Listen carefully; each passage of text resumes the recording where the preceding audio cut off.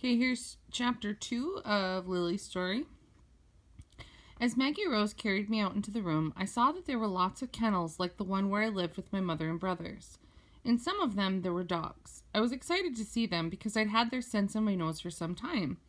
"You're a sweet puppy, Lily. You're so calm," Maggie Rose told me. "I'm going to be a veterinarian when I grow up so I can help dogs like you." I had no idea what the talking was all about, but I was learning to love the soft, high sound of her voice. "Okay, you ready? Time to meet some new friends, Lily." One kennel held a large black dog with shaggy fur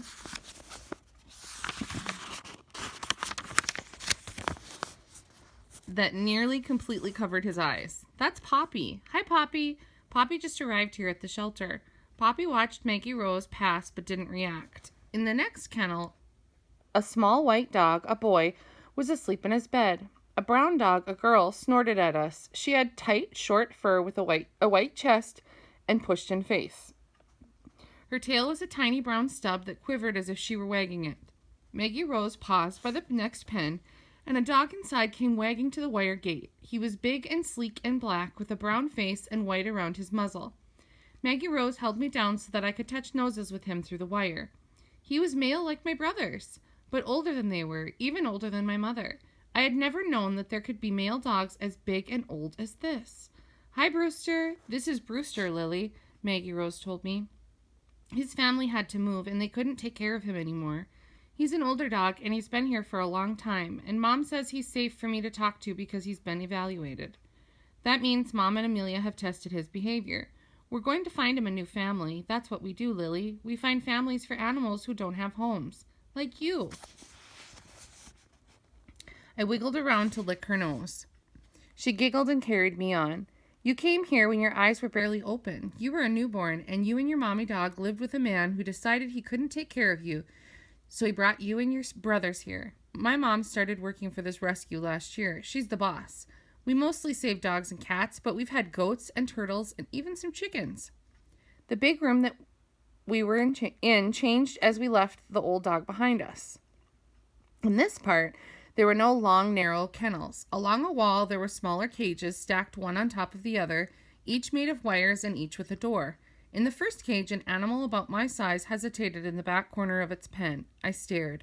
Whatever this was, it wasn't a dog. I recognized its odor as one of the not dogs I'd been smelling all this time. "This is Oscar," Maggie Rose told me. "It's okay, Oscar. Lily won't hurt you. Come on up and say hi." She crouched down inside the gate. Slowly the animal approached. He had sleek gray fur and wide yellow eyes and triangular ears that stood up straight up on his head. I'd never seen ears like that. My own ears flopped down beside my face like my mother's and my brother's.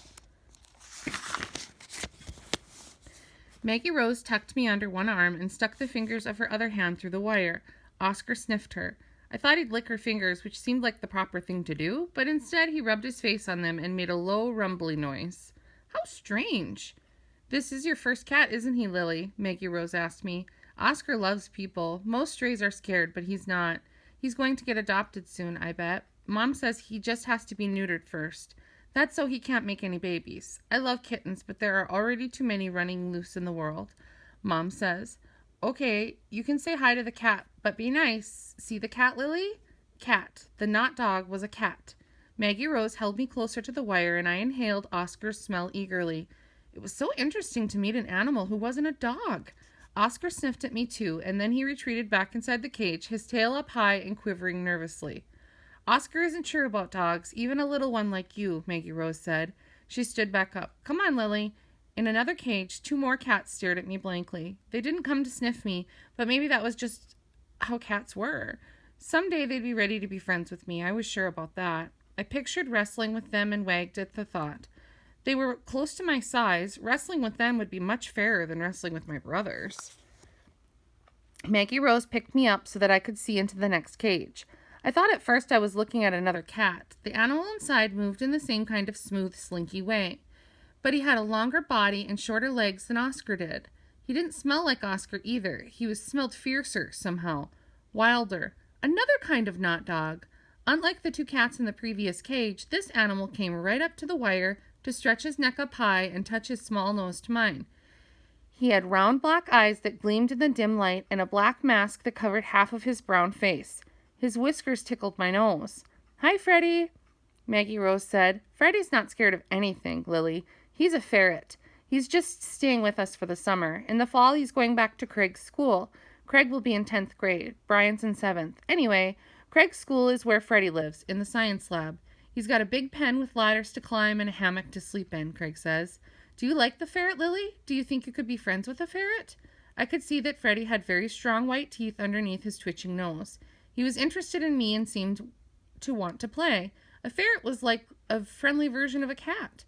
Mom says ferrets aren't really pets, and they should be out living in the wild, but Freddie's never lived outside, and he's too old to learn.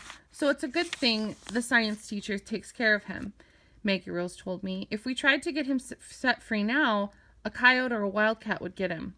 I wondered what all her talking meant. Was she saying that she was going to put me in the cage, or that she was going to let Freddie come out to play? Either of those would be fine with me.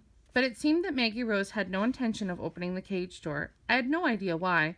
She was content to just hold me up to the wires so I could examine the ferret. Freddie seemed to figure out the same thing, that he wouldn't be coming out to play. Bored with just touching noses, he turned his back and dashed away more quickly than I could run. He scrambled up a box and dived into a hole on the top.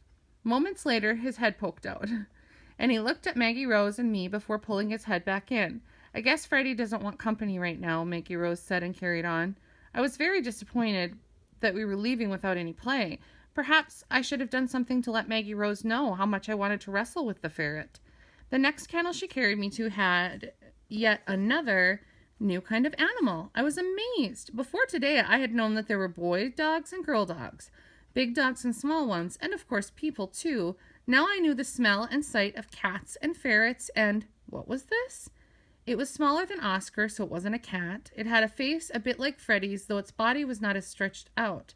This animal was stockier and rounder. It had a white chest and black eyes, and it had ears like a cat.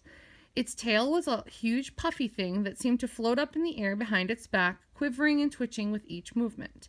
It had one funny leg, all wrapped in something white that looked like cloth, but that clunked loudly against the floor of the kennel. I'd never seen a leg like that. Even with that funny leg, the creature moved quickly in little darting movements that were very exciting to watch. I squirmed until Maggie Rose put me down, and then I scratched at the gate and whined a little. The gate was strange to touch. There was something smooth and clear over the wire so that my paw could not get inside. I couldn't really smell through it either. I wanted this little animal to come out to let me in. I wanted to chase it. It needed to be chased. I looked up expectantly at the girl who was smiling down at me. I already knew that opening doors was something only people do. All dogs can do is sit and wait. So I sat and waited for Maggie Rose to open the door and let the quick, jerky creature out. I knew as soon as she did, we would have a lot of fun. Okay, that's the end of chapter 2.